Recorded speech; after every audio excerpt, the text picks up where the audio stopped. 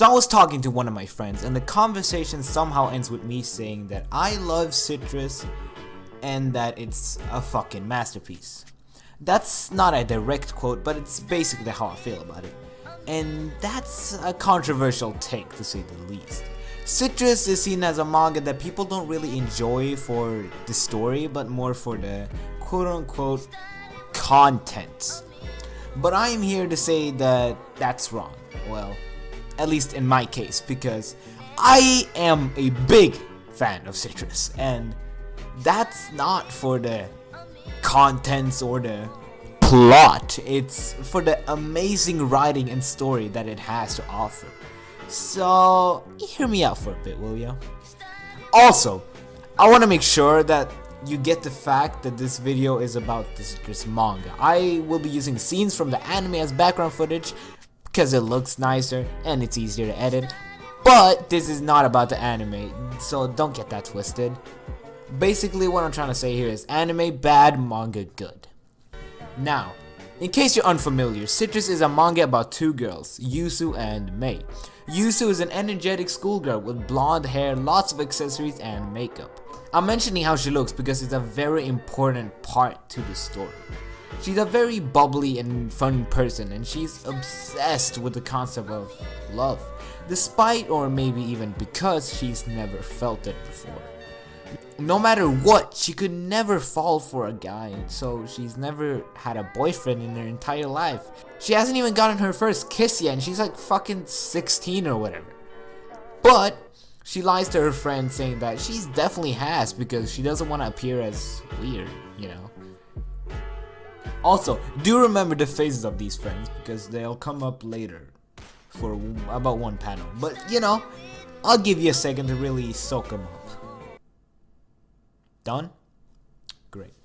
Anyway, Yuzu is moving so she won't see her friends anymore, yada yada yada, they were cringe anyway and it's not that much of a loss. L human beings really. But she's confident that she'll find a hot boy at her new school that she can snag up real quick. Well, that doesn't last long because she finds out she's going to an only girls school and for some odd reason there's never any hot boys there. Well, at least there shouldn't be. References to really stupid anime tropes aside, Yuzu goes to a school looking hot as fuck, you know, as she does, and then she gets stopped at the gate. Bitch, you're breaking out about 100 dress code rules right now. Excuse me, what?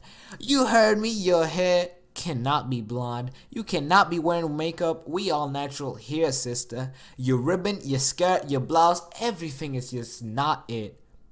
Girl, I'd have beat the f. She arrives.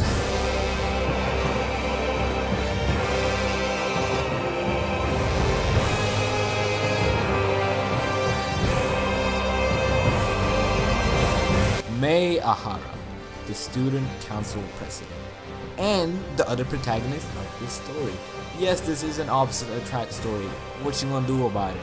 She immediately asserts her dominance upon arrival, and then she leaves as fast as she arrives. That girl is complete. Mei is uptight, perfect, elegant, you get it, she's the student council president. Anime fans don't need to hear more than that to get it. Yuzu goes on with her little school adventure. She meets and makes a friend, Harumi Taniguchi.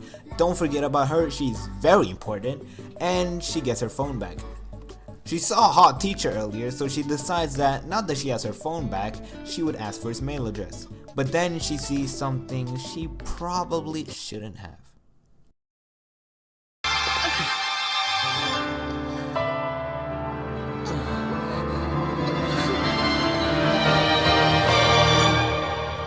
Mei is making out with the teacher, the student council president, on school grounds? Now it's getting interesting. Mei comes from a rich family. Her grandfather owns this whole school, matter of fact, and something that rich people often do is marry the kids off to another rich family to keep the family name alive, and well, it's all stupid rich people bullshit and I'll never understand it. Point is, Mei is engaged to this teacher. Must suck to be her. Yusu gets home for a quote-unquote crazy day, as she describes it, but she's excited to meet her brand new dad. Typical, huh? He is very gone. Hashtag relatable. Anyway, her mom isn't worried about this in the slightest, saying that she's happy being surrounded by her 2 wonderful daughters. Huh? Oh, didn't I tell you? Starting today, you have a little sister. I'm home. Ah! God, I need to get other people to voice characters in my videos. This is horrible. Anyway, my introduction of the manga is almost done, so just bear with me for a bit here. Yuzu and Mei simply do not get along. They're so different, how could they? They both have completely different personalities and lifestyles. It only makes sense that they would clash with each other. But Yuzu tries to put their differences aside so that they can become good sisters. She's ignored, and this pushes Yuzu off the edge. She resorts to other measures to get her attention. Sounds like a good kisser and what? Yup. She brings him up. Should you really be kissing a teacher like that? But then again, maybe that's what makes it exciting. Was that your first kiss? I always imagined it to be magical.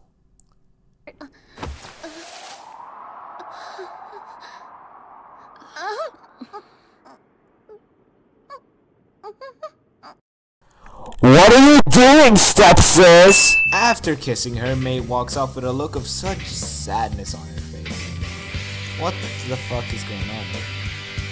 Right, I feel like that should be enough of an intro, so this is how Citrus starts. This was the first chapter out of 41, and oh my god, saying that is making me realize how fucking long this is going to take. Scripting Deru, editing Deru, I hope you're strapped in and ready for this fucking monster of a video.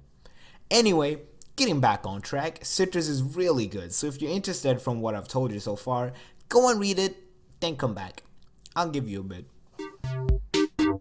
Alright, let's start this. Spoilers ahead, comrades. Now, let's get into this. Citrus is a wonderful story, one of my all-time favorites. It's the greatest quote-unquote incest anime you'll ever find. I'll explore more on that. It has wonderful characters, each unique with their own depths and their own character arcs, which I'm going to skip for the most part. It's the greatest Yuri story I've ever seen. Editing Deru here. I'm here to take this statement back. I recently reread Bloom Into You. I read that like fucking, I don't know, a while ago. So it wasn't fresh in my mind while I was writing the script. But now that I've reread it, Bloom Into You, definitely better. So I take this back, but everything else in this video goes. And one of the greatest romances. It handles the taboos of the romance perfectly and depicts an inexperienced relationship between 2 girls so well. Everything in this manga is masterclass, yet it is so looked down upon in the anime community as incest trash. But I love Deru and I'm here to talk in excessive detail about this manga and its greatness because I love Citrus and I am not ashamed of that. My name is Love Deru and I'm coming to you with a video in defense of Citrus. First arc. Stepsisters and sexual assault. I'm going to be personally naming all the arcs, by the way, so I hope you're ready for that. And also, to you people looking at me weird for your screen, I can feel your disappointment. Please stop and just hear me out. This arc is all about Yuzu and Mei kind of getting used to being stepsisters. They fail miserably, but they do try, so kudos.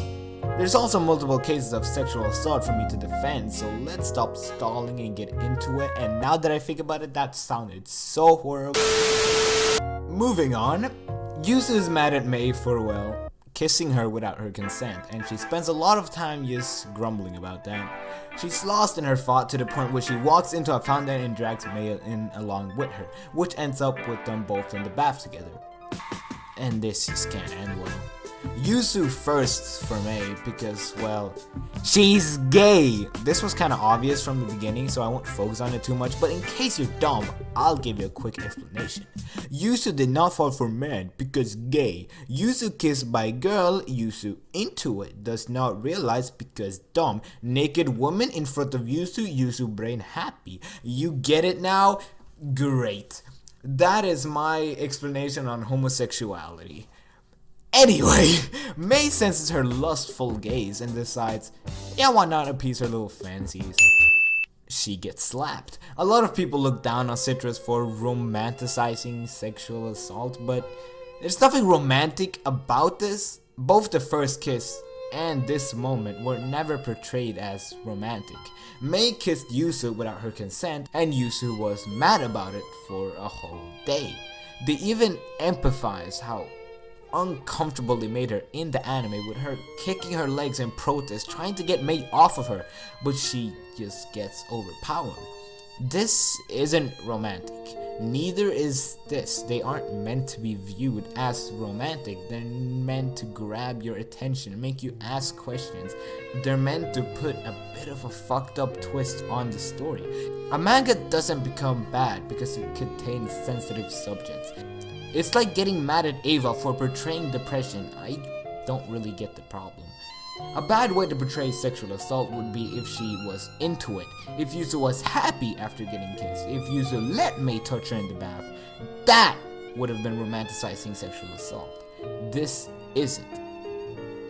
We'll get to Mei's reasoning for all this later. Right now, let's talk about the grandpa, because the next time Yuzu goes to school, he's right there waiting for her at the gate. Yuzu goes up to him, calling him Gramps, considering, well, he is, but apparently he didn't know about this because he responds saying, "Who are you?" Finally a voice I can do. Then, like everyone else, he immediately starts roasting her fit, but then he brings Mei in. "Mei, what is the meaning of this? Why is this creature running wild in my school?" I'm sorry, sir. I'm sorry, sir. Oh, Miss Mamas, you don't fucked up here. Yuzu immediately starts biting back because she won't accept someone else getting punished for her mistake. She goes full on sicko mode on Gramps before leaving like a Chad. And by leaving like a Chad, I mean she was crying, but you know, Chad. While trying to sneak into the school again, she sees the teacher Mei was kissing her fiance. All I have to do is pretend to be in love with her for 2 more years, then I'm set for life. But don't worry, I'll still take good care of you. Arranged marriages aren't really built on love because, well, they're being forced, but when it's an adult going after a teacher, it's usually because of an interest in them, but not in this case. He's just in it for the money. Well, we already know Yuzu isn't gonna accept this. Yuzu gets home and knows she has to tell Mei what she has heard, and so she does. She apologizes for making Gramps mad at her. Also, yes, I will be calling him Gramps for the entire video. You cannot stop me. But yeah, she apologizes and then she tells Mei about what she heard her fiance say. But Mei simply replies with, "I already know." She pretends not to care, but her face tells the truth. Of course it bothers her, how could it not? She's forced to marry someone who isn't the slightest bit interested in her. That must fucking suck. As they're sleeping and Yuzu tries to pull something sus, Mei starts talking in her sleep. Okay, I'm not saying that. I'm Daddy. Oh God. Ring, ring, ring, ring, ring, ring, ring, banana phone. Get your heads out of the gutter, cunts. She's sad because her dad is fucking gone. The first time we see Mei, she looks as perfect as a god, but as we get to know her more and more, that image cracks and opens to a view of a normal, hurt high school girl with way too much on her back for her to carry. She's a wonderfully well-written character, and the author builds up a great mystery around her, making you want to know more about her. It's so great. Next day, Yuzu hijacks a speech meant for the student council president so that she can spill some tea. Everybody's favorite hot teacher, Amamiya Sensei, was making out with a student right here at school. He was even forcing his way on her. She then ends it by letting everyone know she's the chairman's granddaughter, which just granted her immunity from trouble, baby. What a huge fucking... What's wrong, Mom? They took Mei away. This manga really has no shield. Can't even let me have a single win. So yeah, you heard the woman. The bastards took our Mei. They took our Mei! Holy shit, I'm still only at chapter 2. Okay, I gotta go a little less detailed. So Yuzu tries to find out if Mei really wanted to leave or not, because if she did, you can't really do much to help her. But you know Mei, she doesn't know how to be direct with her feelings, even for a second. Eventually Yuzu ends up like this. Yeah, classic Yuzu. I feel like now is a good time to talk about Mei and her little habit of sexual assault. A common theme with every time Mei does something sexual is emotion. Mei doesn't show much emotion most of the time. She has a really good poker face, as it was. Let's use an example. Tsunderes. Their whole thing is being violent and shit, right? Especially when they have to face their emotions in any way, shape, and form. And Mei is kind of like this as well, but instead of violence, she uses sex and sexual things to hide her emotions.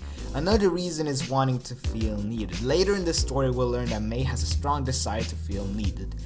Here in the bathtub, Yuzu was having thoughts about Mei and her body, and Mei picked up on that and saw a situation where she could be of use, where she could feel needed. So she decided to just go with it. The human mind is strange and making sense of it is hard, but I feel like this explanation makes a lot of sense. Anyway, Gramps walks in and Yuzu gets expelled on the spot. She also has this little moment of realization when she realizes that the confusing feeling she's been feeling are love. That's cool, good for her. Then she goes back to her Gramps to try to get unexpelled, but then he dies. Guess homeboy got on Light Yagami's bad side or something, like damn. He gets rushed to the hospital, and for better or worse, he is alive. After Mei arrives and Yuzu and Mei run into each other, they have a proper talk without the added sexual assault, and they finally acknowledge each other as family, and Mei says she's finally coming back home. Also, Gramps unexpels Yuzu, so we are winning! Oh, I didn't get cut off this time, nice! Yeah, nothing noteworthy really happens for a bit, but then Mei really felt like she had to add to the sexual assault counter, so Yuzu asked the simple question of, "Hey Mei, why don't you ever call me by my name?" But Mei being Mei, she had to go so far to the point where she tries to kiss Yuzu again and gets slapped again. The only thing I want to make note of here is the fact that Yuzu calls Mei awful and she just replies with, "Yeah, you're probably right," which, this line just breaks my heart. I just needed to mention it, man. I think it's time for the last act of sexual assault for a while, ending this arc. So let's get to that. Yuzu bought a Yuri book earlier, which she has been reading, but she forgot it on her desk. Unlucky for her, Mei found it. She calls Yuzu to the chairman's office to talk with her, which ends up with Yuzu pushing her down and kissing her this time. The plot twist of a century, bet you didn't see this one coming. This scene is a fucking turn point for the whole manga, because Yuzu goes all out basically confessing her feelings to Mei, because she's just confused. Ever since that first kiss with Mei, Yuzu hasn't been able to stop thinking about her. Yuzu feels like a horrible sister, thinking all these things about her own sister. She feels guilty. Yuzu stopped coming home. She started sleeping at Harumi's house because she was scared of facing Mei. She was scared that Mei would hate her now. Eventually, she's basically forced to have a bit of a chat with Mei, which leads to Yuzu finally coming home. I mean, come on, Mei did call her by her first name. She apologized, or she tried to apologize for, well, her sexual assault, but Mei insisted that she didn't have to. Then they kissed and made up. No, literally. The first kiss of the manga that isn't sexual assault. Woo! Shit, I have to speed up the pacing of this video or else I'll never get through this. Alright, you're on. Meet Eyebrows. She's a student council vice president and she's also a childhood friend of Mei. She's kinda into Mei. I don't really get her feelings, to be honest. Point is, she's kinda jealous of Yuzu, since she's getting really close with Mei. There's a whole chapter about them arguing. It's fun, but we don't have time for fun! Mei gets a mail from her dad and she insists that Yuzu shouldn't touch it. So yeah, touch the nerve there. Then Yuzu and Mei go on a date to meet Yuzu's dad. Anyway, date shenanigans, yada yada yada, then they arrive. Yuzu's dad is dead. Yep. So they arrive at his grave. They have a nice conversation with Yuzu's dad, and after they're done, Mei decides to open up about her father. She says she's scared to open the letters she gets from him because she's scared of what they might say. Yuzu realizes that Mei doesn't need love right now, she just needs the support of her family. This is where she decides to take the sister path. Also, Mei's kinda dying here, keep that in mind. Yusu is out to cut her hair off in what's called the broken heart haircut, which would officialize her choice to take the sister route instead of the saucy incest route. And please excuse me going full loser here for a second, but listen up. Yusu was about to cut off her hair, aka confirming her decision to stay as a sister, but she's interrupted by none other than Mei herself. And I'm not saying this was intentionally a way for the author to show that Mei didn't want to just be sis, that she was actually starting to become more interested in Yusu, but I'm not saying that, you know what I mean? Anyway, Mei is overworking herself, and then she goes bleh. Yusu takes her to the nurse's office and, like a good big sis, doesn't lust for her defenseless sister. She's really trying to be a good sister, guys, I promise. They talk shit about her dad for leaving so much work to her, and oh look, there he is. He's back! Isn't that exciting? Well, not for Mei, because he says that he's not going back to school anymore. All the work she's been doing is for her father and for his eventual return. As she said literally last chapter, when my father comes back to the school, all this work will have been worth it. So what now? Was her work all for nothing? Mei's father is a really interesting character because I really can't say that he's a bad person.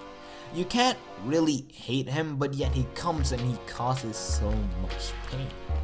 Here comes what I was talking about earlier. Mei's feeling of needing someone to need her. She thought her father needed her all these years and that's what she lived for.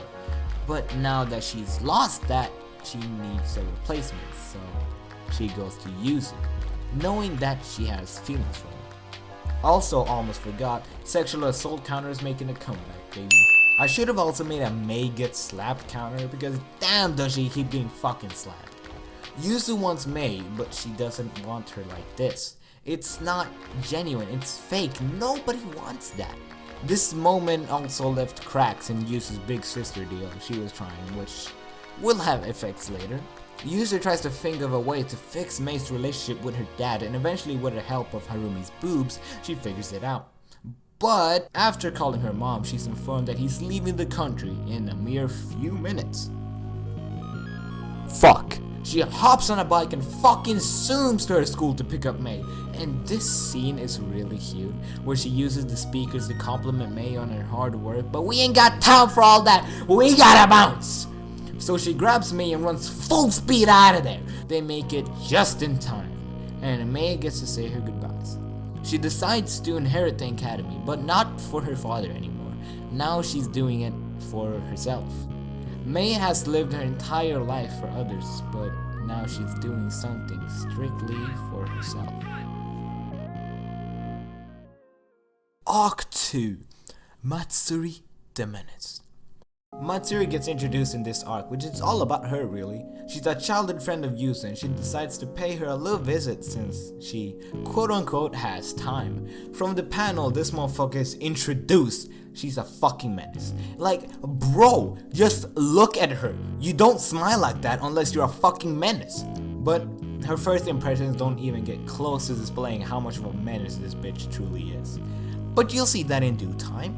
Yusu's at the arcade looking gloomy because of what happened with her and Mei the night before. Oh wait, I forgot to mention that. So basically after Mei and Yusu got home from the airport, Mei decides to read all the letters she got from her dad since she doesn't really feel scared of what they'll say anymore. Just watching Mei open the letters makes Yusu cry out of pure happiness for the sake of her sister. But then as Mei goes to try to wipe away the tears of her sister, yeah. As Yusu puts it, that kiss felt different from all the other kisses they've had, and well, yeah, that much is obvious. This kiss here was romantic. There was romantic tension going on. Nothing forceful about it, just two people kissing because they both want it. This is a huge benchmark for their relationship because this shit is basically a confession. The tension, the expressions, they all beautifully convey the feelings of the characters without the need for words. It's amazing. Now, Yusu obviously isn't sad about such an amazing kiss, she's sad about what happened the morning after. Yusu and Mei are studying, but Yusu has nothing except that kiss on her mind. What could it mean? Is this Mei's way of saying she likes me too? She builds up the courage and finally asks Mei. That kiss didn't mean anything. And now we're here. Yuzu is chilling, hanging out, relaxing all cool, shooting some b-ball outside of the school with the girl Harumi. But then she sees a very familiar face. Matsuri? Ah, Yuzu, I finally found you. Right after that, she immediately starts talking about how she's making bank off OnlyFans. Menace behavior. Harumi thinks about leaving, but she's smart. She's with me. She knows that she can't leave Yuzu alone with this absolute menace. So they all three go to karaoke together. And after a while, Yuzu and Harumi decide they want to leave. But the gods of misfortune strike, and Harumi has to hurry home so she can't walk with Yuzu. And even being alone with this menace for a second is dangerous. She doesn't waste time and immediately orders an extension to force Yuzu to stay longer, dude. I'm telling you, that shit was optimal time. And if that wasn't enough, she also pushes her down on the counter and says, I like you, Yuzu. Fucking menace, man! Get off my girl! What the hell? And as if it wasn't horrible enough, through one single picture, she immediately realizes what's going on between Yuzu and Mei. The one you like is that girl with the black hair in the picture, right? Why does it say little sister below her? I didn't think you had any siblings. Did your mom remarry, so she's your stepsister? Does your family know that you have a crush on your little sis? Do your friends know about your icky little crush? Have you kissed? Had sex? Do you really see a future together? Yuzu hadn't thought nearly that far. She was thinking about the now and how she felt at the current moment, but before she even has time to reconsider the future plan, she gets a call from Mei that reassures her that she's on the right path. They finally decide to head home, but Matsuri's streak of atrocities continue. While Yuzu and Matsuri are walking home, Matsuri spots Mei, and before Yuzu even has a chance to see her, Matsuri...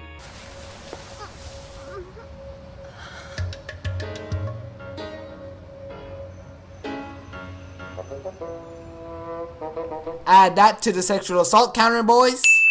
When Yuzu gets home, Mei gets extra frisky. Because she's jealous after seeing Matsuri kiss her. As much as Mei doesn't want to admit it, it did bother her. Also, I love this line. Anyway, school time, or it's supposed to be, but school barely has time to even start before Matsuri steps in and she's never up to any good. She says she's here to take Yuzu on a date after school, and Yuzu, just wanting her gone, agrees. But Yuzu was too late in getting rid of her because... Play the final boss music!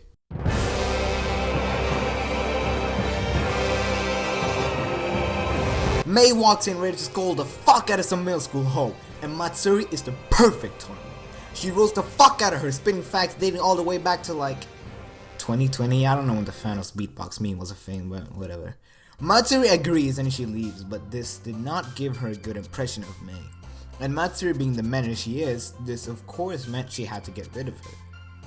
Daytime! So Yuzu and Matsuri go on their little date, except for the fact that Yuzu brought Mei. Matsuri doesn't really like that, but she goes along with it for now since Mei isn't really disturbing them too much. But after a while of Yuzu talking a bit too much about Mei, Matsuri starts to mind. Matsuri runs away absolutely heartbroken, like anyone cares, and Yuzu decides to go looking for her. In reality, Matsuri is of course planning her next devious plan. She's playing at the arcade and after a while she notices two boys staring at her panties, and she decides that they can actually be a good use of her. I won't let you know her plan because you can just see it for yourself. After searching for Matsuri, Yuzu goes back to where Mei was sitting because she got a text from Matsuri saying that oh no, I just need some alone time. Boo-hoo, bitch, cope. Truth is she kidnapped our poor girl Mei, and with kidnapped I mean she nicely asked her to follow her because she wanted to talk. Matsuri does her little menace thing, trying her best to get Mei angry, but she doesn't know who she's dealing with. Mei has full control of her emotions. She would never just...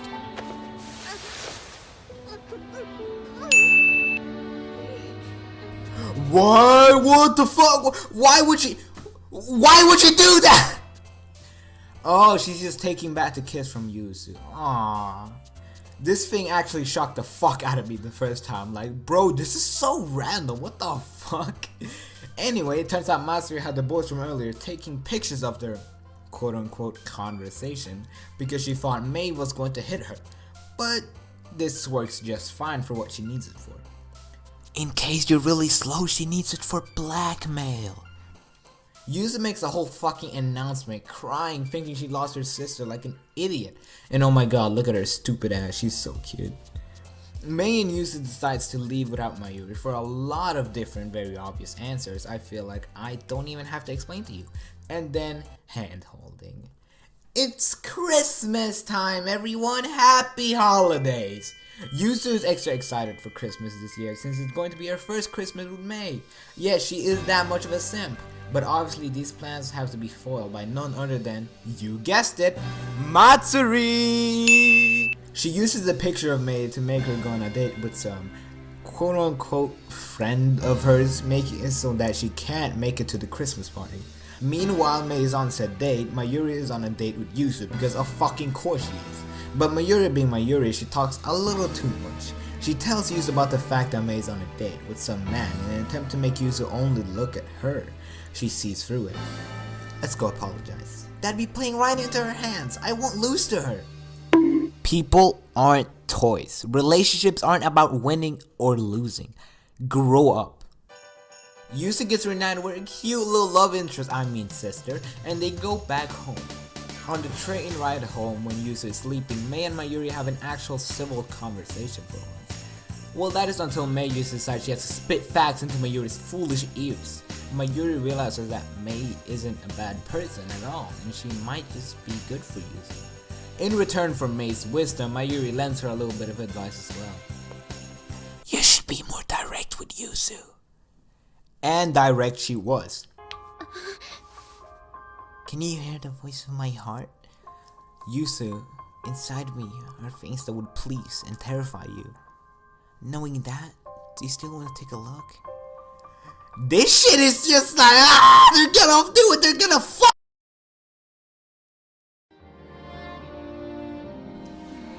What? Sorry. What? I can't do this. What? What do you mean no?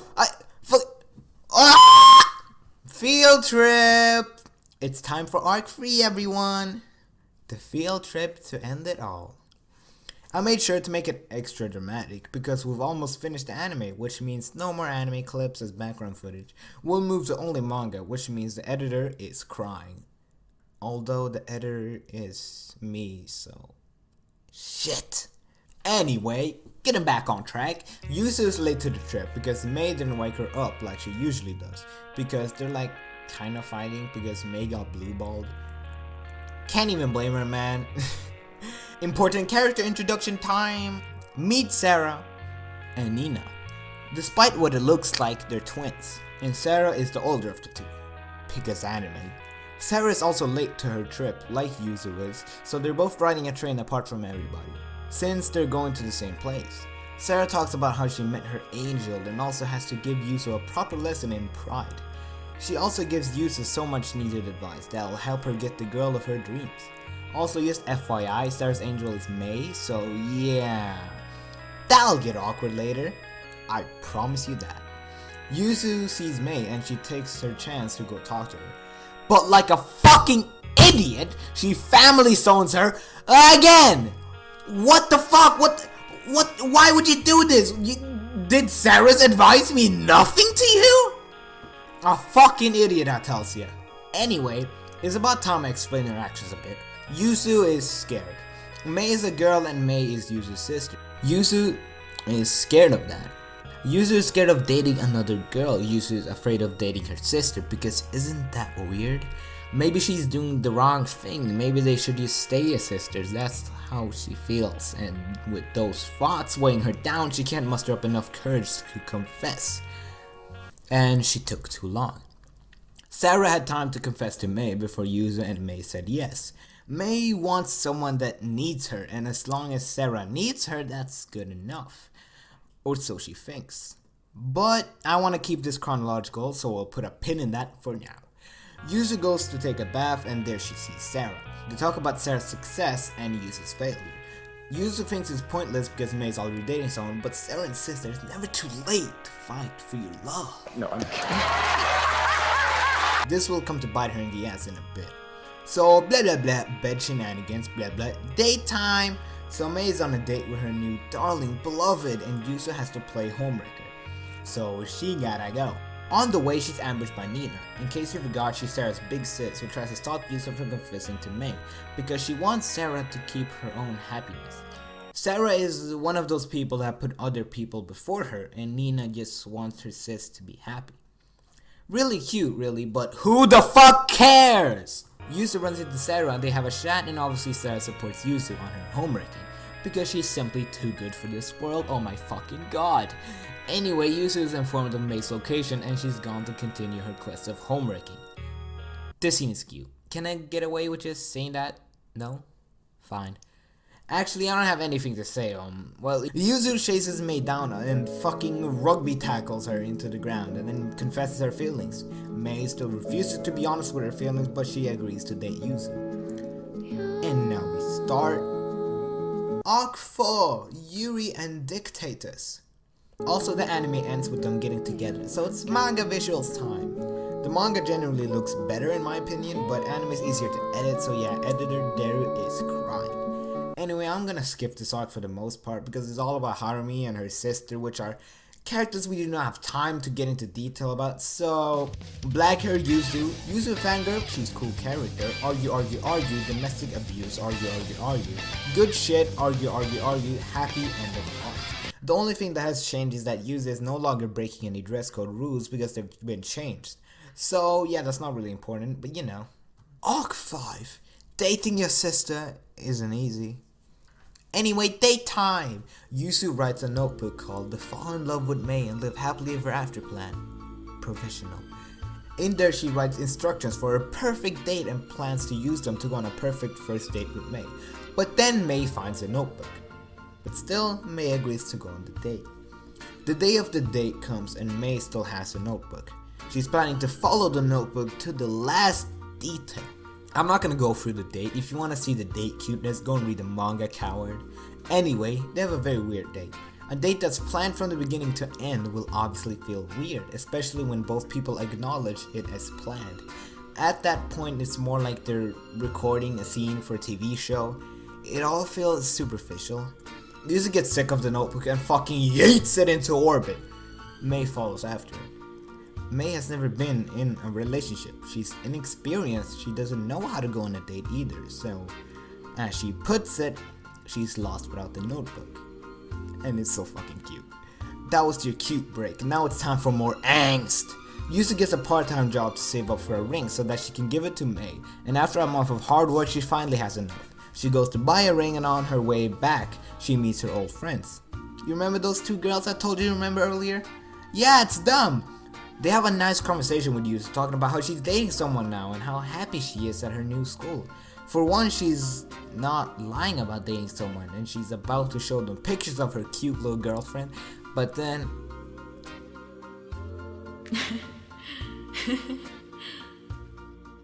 fooling around in public like that? Show some class. Nobody wants to see that. This hurt a bit, I'm not gonna lie. As a part of the LGBTQ myself, seeing homophobia like this, especially from old friends, fucking hurts, man. To put it simply, this hit real close to home. When Yuzu got home, she broke down crying. And man, I felt that one. Homophobia fucking sucks, dude, but it is a very, very real thing, and it's not nice to go through in the slightest. Finding out that your friends are homophobic is, oh my god, I'm actually going to move on here, cause like, yeah. This whole chapter is just, for me, the saddest this manga gets. Yuzu is too mentally not okay to do her test, so she misses it and gets a 0 as a result. As she walks through the school hall, she gets anxious thinking that everyone is talking about her behind her back, just like her friends were talking about those other lesbians. Everyone is looking at her, everyone is judging her, she's not safe anywhere. She runs and she runs all the way to the roof of the school where nobody can find her, where nobody can judge her. She's so hurt, and so am I reading this. How can people claim this is instant trash? This shit is so fucking good! She doesn't want Mei to get hurt with her, and she doesn't want to get hurt even more. Is it right for her to be dating Mei? Yuzu quickly eliminates thoughts like that from her head. She can't give up on this love of hers. She has to stay strong. She goes to the library to try to study, but she runs into Mei. Great! The one person I didn't want to see right now! Mei asks why Yuzu was crying, and she doesn't want to make her worry more than she already has, so she tells her what happened. Is that all? Mei is used to being judged by people. She's used to people thinking badly of her, so to her this is nothing. She explained to Yuzu that there's nothing they can do about the opinion of people judging them for dating each other. But there's no real right answer, so all they can really do is just keep doing as they have. This moment is really cute, and I actually want to address the incest here. So first of all, the definition of incest is actually, and I quote, sexual relations between two people classed as being too closely related to marry each other. In Japan and in most countries actually, marrying your stepsister is not illegal. So by definition, what's happening in Citrus is an incest. But I'm not just here to get into the facts that it's technically not incest, because I don't think that'll be enough to convince everyone.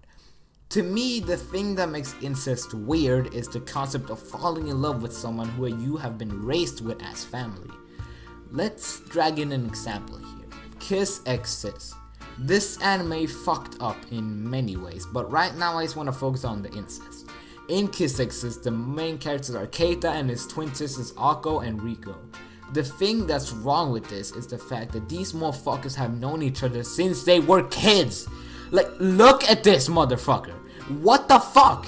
This shit is weird, bro. The anime feels mad uncomfortable to watch, especially since they show them being kids before the ecchi scenes. Like, why? Who approved of this? I'm getting off track. Point is, Kiss Exist is weird. Citrus is not. Thank you for coming to my TED Talk. Anyway, onwards we go. She puts the ring on Mei's finger and they literally moments away from fucking. Then Mei decides it seems too time consuming, so they don't. I just think this seems really funny. Time for another arc that I shall skip for the most part. Arc 6. Hot Girl Summer and fucking Ghosts. So this is another arc here that introduces a character that has her own interesting arc.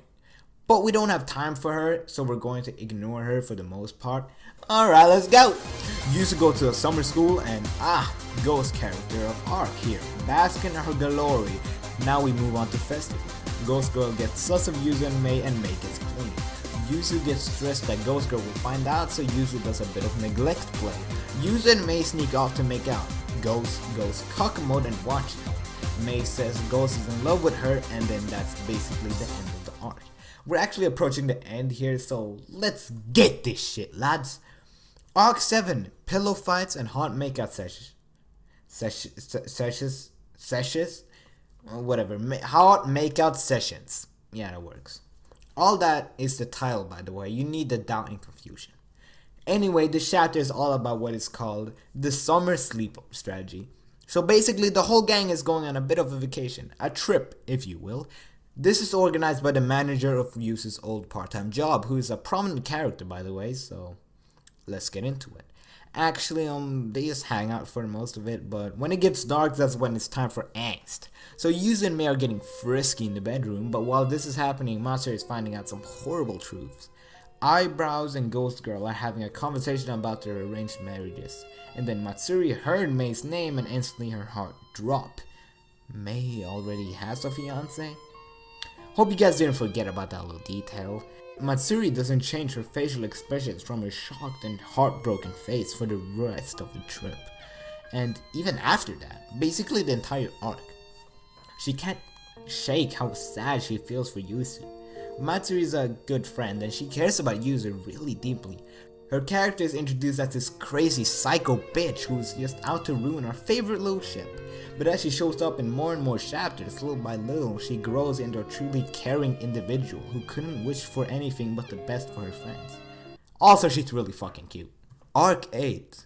It's over, isn't it? Yeah, I didn't feel like making a joke for the last arc because, well, it's the last arc for God's sake. It deserves some damn respect. Also, Steven Universe reference. Yuzu is sitting down doing her summer homework, which she saved for the last day because of course she did. Until the phone starts ringing. It's a call from Mei. It's Gramps. We don't get to hear what she has to say, but judging by Mei's face, it wasn't anything pleasant to hear. She puts her ring into necklace mode and squeezes it as if to ask to lend her its strength. Before she gets fully dressed and prepares to head out. She tells Yuzu not to make any dinner for her because she'll be coming home late tonight. And with a final kiss from Yuzu, she's off.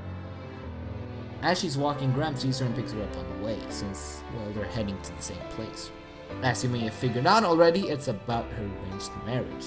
But something that you probably haven't figured out is that the person she's marrying is, drumroll please, the manager. Bet you didn't see that one coming, idiots!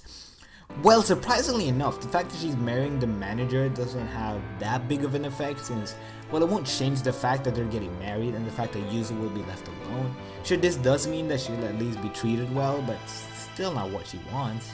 The teacher she was supposed to marry, by the way, was replaced since, well, Yuzu basically accused him of sexual assault, and believe it or not, an accusation like that does have a big effect on your life. Mei begs the manager not to tell Yuzu about their marriage. And he obliges, because, well, he doesn't really have a reason to refuse. Mei goes home and sleeps with Yuzu, who she finds passed out after a hard day's work. She's treasuring the time she has left. Mei promised Yuzu earlier to go on a date with her if she finished her homework, and she did, so go on a date they did. This date is cute and all, but there's nothing really for me to say about this except... I'm sitting here, crying in my wedding dress. I be the wedding queen and crying was a contest. Yeah, I got a little lazy with the lyrics, but like, shut the fuck up. Hey Yuzu, do you remember the evening when we first met and became sisters? I was so far from accepting you as my older sister. That day, I kissed you. At the time, for the Aihara family's sake, for everyone's sake, I thought that protecting the academy that my father left behind was the only way I could live my life. Living freely, talking about love, you and I were complete opposites. I think that back then I envied you. The thought of a partner never crossed my heart. I was so immature and I didn't understand my own feelings. But you did notice, and you then your stand with such honest eyes pierced my heart. And thanks to that, I was finally able to open up and talk to my father. I understand that facing my own feeling was important in my goal to keep protecting the academy, but the thing I'll never forget is your warmth. That first emotion, that feeling that filled my heart with colors. I was afraid of losing sight of my goal, and I tried to bury these new feelings deep inside me. I learned to deal with my own feelings, something I couldn't do before I met you. So as I tried to juggle one emotion and the other, I ended up trying to get away from you. Nevertheless, you still kept pushing me, until I confessed my true feelings. I feel like I can be honest. When I think about those kisses, those feelings make me happy. Even now, after that, I started thinking that I wanted to respond as much as possible through the days I spent with you. I wanted to face new challenges with you. I wanted to know you more and learn more about you. I started taking notes to understand what you wish and what you desire.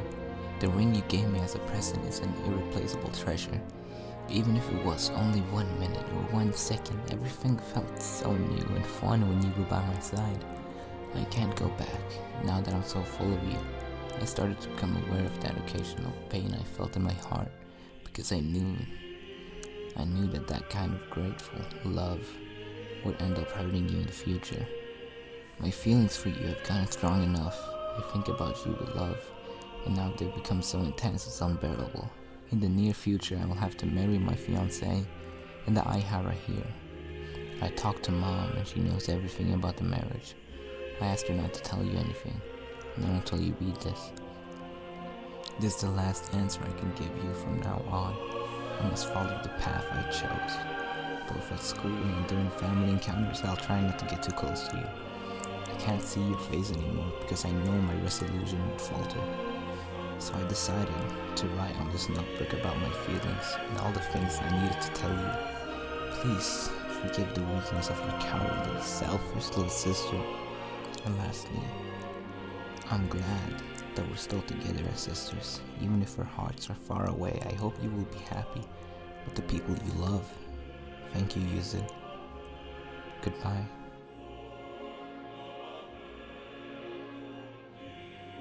Pain, only pain.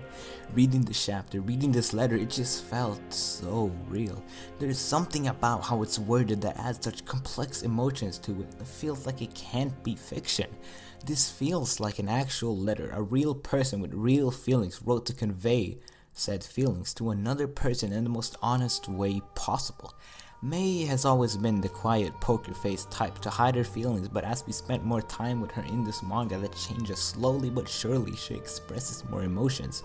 Her face has more life in it, she feels more human. Until this point where she feels almost too human.